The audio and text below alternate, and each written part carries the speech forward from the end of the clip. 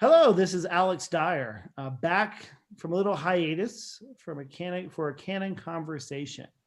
And here we are going to zoom out a little bit too, in the sense of there is life outside the borders of the United States. Yes, it's hard to believe these days with everything that's going on with the election, but I just wanted to kind of focus on something a little bit different. So we have Wynn with us here from Project Haiti. And Wynn, I'll allow you to introduce yourself. And perhaps if you could tell us a little bit about Project Haiti for those who are viewing who are not familiar with it, and its relationship to the Episcopal Church in Colorado. Sure. Thank you, Canon Alex. It's nice to be here. My name is Wynn. I'm the director of the Colorado Haiti Project. And we have been working in Haiti for 31 years now, with the Episcopal Church being really the foundational partner in all of that work, both in Colorado and in Haiti. So the Colorado Haiti Project was founded by 3 Episcopal priests, 2 from here in Colorado. That's Father Ed Morgan and Father Dale Casey. And then a Haitian priest named Father Octave Lafontaine. Unfortunately, Father Lafontaine passed away a few years ago, but everything that I understand is that he was an absolutely remarkable man. And so those are our 3 founders, 3 priests, 2 from here in Colorado, and they founded St. Paul's Parish in Petit-Trou, which is our partner community, and things have come a long way over 31 years. Thank you. Ed Morgan, just a note, former Canon the Ordinary. Canon the Ordinary. I know that's right. Canon the Ordinaries can do good things. I just want to put that on the record there. So, but yeah. That means you have big shoes to fill. It does, yes. As one person reminded me, when I first got here, they said there's a well-beloved history, there's a long history of beloved Canon the Ordinaries here in Colorado. And my response back was, well, all good things must come to an end. So here I am. No, but both Father Ed and Father Dale are still very involved. Yes. Father Ed actually came down, I think it was, 2 Januaries ago with his family. So they're both still involved and fantastic guys. Great. So we've been well aware of how COVID-19 has affected the United States. And other countries, mainly focusing on Europe, is a lot of the news I've seen too. But obviously, there's a lot of parts of the world where we don't know as much about how things are being affected by COVID-19. So from hearing what you've heard, or just kind of with you, what's your sense of how COVID-19 is affecting Haiti? Sure. I mean, to really sort of understand what the numbers mean, you have to sort of take a step back and understand what a health system looks like in the country. So there haven't been huge case numbers reported in Haiti of COVID-19, but there's no surveillance, there's no testing. I mean, even the concept of flattening the curve, that depends on having a health system that you're trying to avoid overwhelming. Haiti, there really is not much of a health system to speak of. And so COVID has been, like I said, there hasn't been huge case numbers, but there's also not really any testing. There have been cases for sure, particularly in the more densely populated areas. But really the sort of main downstream effect of COVID-19 in Haiti, and this is true, I think, in other parts of the world, has been a food crisis.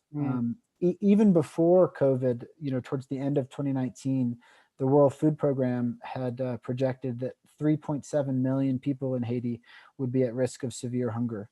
And that was before COVID. And so add to that disruptions in food system, longer dry seasons, folks not being able to have access to the basics that they need to plant to produce locally. And there's really a food crisis in Haiti currently. And so COVID, clinically speaking, has had an impact in the country. I have good friends in Port-au-Prince that work in hospitals, and there have been cases for sure. But the main thing that we've seen in Petit-Trou, in the rural part that we work, is just an exacerbated food security issue. And so that's been our main focus in trying to help with prevention through community health workers that we support. But then also a real focus on food, because that's being felt all across the country. Yeah, it's something I think we really kind of take for granted here, as many things here in the United States. So is there a sense of how are people working through that food crisis? I mean, with some Yeah, I mean, it's really, I can speak about Petty True most, with the greatest level of knowledge and what's going on there. And again, that's our partner community that we've been working with for these 31 years since St. Paul's was founded. And it's a community of about 36,000 folks. It's 90 miles west of Port-au-Prince on the northern coast of the Southern Peninsula, beautiful place. But our approach in that community has been with local agronomists, local farmers, local health workers, to create a program that marries these prevention and education and hygiene efforts to access to seed and agricultural inputs. So the small farms, smallholder farms have been, at the same time that they're given trainings on COVID and access to locally sewn masks and, small scale hand washing stations and just information, basic information about how the virus travels. There's been a lot of misinformation in Haiti as well around COVID. They've also been given access to seed and tools and sort of tapping into an existing cooperative model in rural Haiti to really help small farms work together, support each other, create efficiencies, and have access to the basics. I mean, it's about water, it's about seed, it's about tools. They know what to do, but it's about having access to the resources that they can produce local, healthy food. And as you noted, I think it's, we do take things like that for granted here. But one thing that I also think is interesting is, folks in Colorado are so passionate about local food and healthy local food systems. So it's also an issue that I feel like people can understand and people can really connect around. Imagine how good it feels to eat food that you grew in your garden, which most of us know. And then multiply that times 1,000, because it's not a question of food from my garden or food from King Super. In Haiti, it's a question of sometimes food from my garden or no food at all. Exactly. And so really reinforcing that food system is a key part of what our approach is to keeping folks healthy.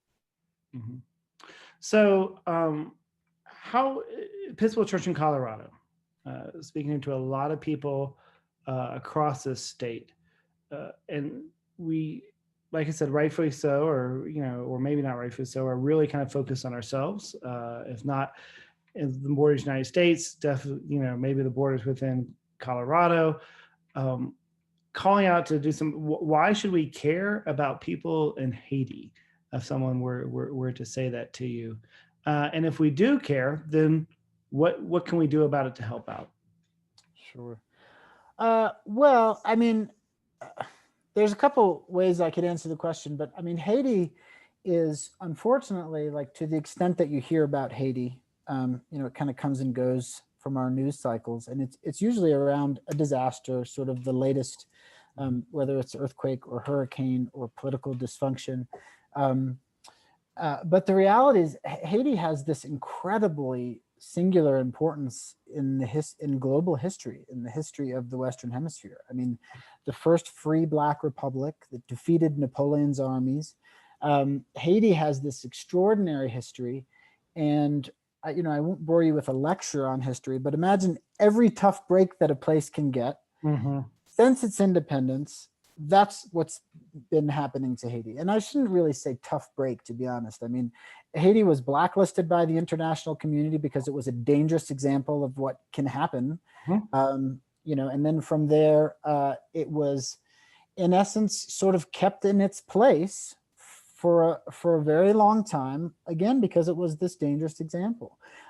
Even into, the 20th century, the U.S. Marines were in Haiti for 15 years. Then there were brutal foreign-supported dictators. I mean, like I said, it's just everything that can weaken the basic infrastructure of a country has happened in Haiti. And despite that, the Haitian people are this, extraordinary set of gracious and welcoming and giving folks that look out for each other and are always happy to lend a hand to their neighbor. And if they're given resources, if they're given a chance, they can do the work, they can make progress. We see it all the time. And so it's a chance, I think, to really to reflect on that history, understand that history, and then engage in a way that is not us from here, projecting solutions onto this place but listening humbly to local leaders, trying to give them resources to fight for their own communities, which again, it is a group of brilliant, creative, devoted families, parents, that can do so much if they have a chance to. So, I mean, the way to help is through local leadership, through local institutions, to the second part of your question. And that's what we do. I mean, and most of that throughout our history has been through the local institution of the Episcopal Church. We also support other community-based organizations in the area, but the vast majority of the things that the Colorado Haiti Project support are through the Episcopal Church in Haiti. And I'm sure some monetary resources would help in kind of helping support local leaders, especially during these times. And I know we were pre-COVID, we were in a conversation, and the bishop was very excited about part of the first bishop's appeal to do some mangrove things to offset. Where our hope was that we would offset our carbon footprint, at least hers, if not the office's, by with a little offset there with the mangroves in Haiti. We're doing a lot less traveling, so our carbon footprint is less. So that is good during these days. But unfortunately, that fell through the cracks. Can you tell us a little bit about that project, and especially people who feel called to kind of help support that as a part of one of our baptismal realities of caring for God's creation? Absolutely. And I would just note too, whether it's related to creation care and this sort of carbon sequestration initiative that I'll describe briefly, or just more generally about, how to get involved with a sponsorship drive to, have scholarships for students or engage, or just to learn about what's happening. We're doing Zoom coffee hours at parishes all the time. And if anyone out there is interested in trying to organize at their parish a visit on Zoom to hear more about what's happening, whether it's in creation care or just more generally, please do reach out, because we'd love to share more on the parish level too. But as far as the initiative that you referenced, so the mangroves is one piece of it, but it's also just terrestrial tree planting and crop cover generally. But so agriculture has been a big part of our programs, both at St. Paul's School and also through community-based organizations for years now. That's mostly been about producing food and helping farmers thrive in that way. But over the past year or two, we've started to think through and thinking through our own carbon footprint, and also just meeting fishermen, like you said, having experience in the mangrove forest off the coast.